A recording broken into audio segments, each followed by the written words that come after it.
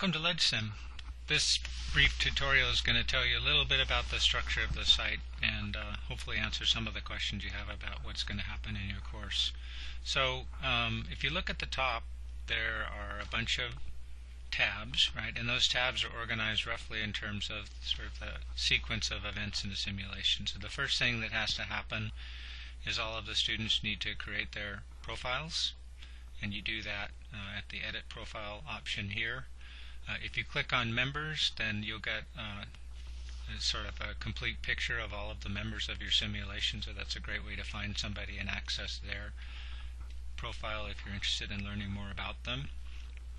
After students have created their profiles, the next step is to get organized as a legislature, and the way you do that is you form caucuses and parties, and then you make committee membership requests, and then ultimately the class has to decide on who its leaders are going to be and which members are going to serve on different committees. Once that's been decided, the next step is to introduce legislation. And so here's where you would submit legislation, or you could also use this link to find out more about the legislation that other lawmakers have submitted. So once legislators have submitted legislation, bills get referred to committee, and the next stage of the process is for the committees to consider legislation, make adjustments, and then decide which legislation deserves the attention of the full chamber. And they do that by reporting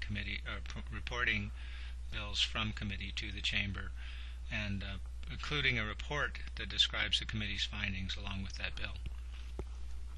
Once a bill has been reported out of committee, it goes on to the floor calendar, and then it waits until the leadership decides to schedule it for floor consideration. So in LegSim, this process is hardwired. There are rules in the House and the Senate about how bills get to the floor, and LegSim makes it impossible for you to get a bill to the floor without doing so according to those rules. So it's valuable and important to understand what those rules are. In the U.S. Senate, for example, there's the so-called motion to proceed, which is essentially a motion where the legislature has to agree to bring a bill to the floor. And in the process of agreeing, it also agrees to a proposed set of terms for how the bill is going to be considered. In the House has its own procedures as well. Okay. Once a bill gets to the floor, then it's open to amendment and debate.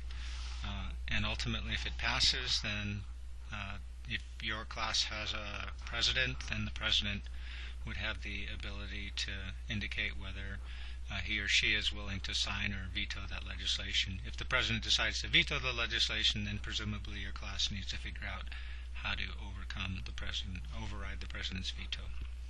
Okay, that's pretty straightforward. The other thing I would like to point your attention to is the tutorials. So these tutorials have information about two things. The first thing they have information about is how the rules of the U.S. Senate or the U.S. House work, including how a filibuster works in LegSim. And then it also has information about the different roles of students in the legislature. So there's an ordinary member tutorial. If you happen to be elected committee chair, and a committee chair has scheduling powers that ordinary members don't have, and so there's a tutorial about that process as well. And whoever is elected to be the leader of the chamber also has additional powers, appointment powers and scheduling powers, and there's a tutorial that describes that as well. Great. Hope this was helpful, and hope you have a great time in your simulation.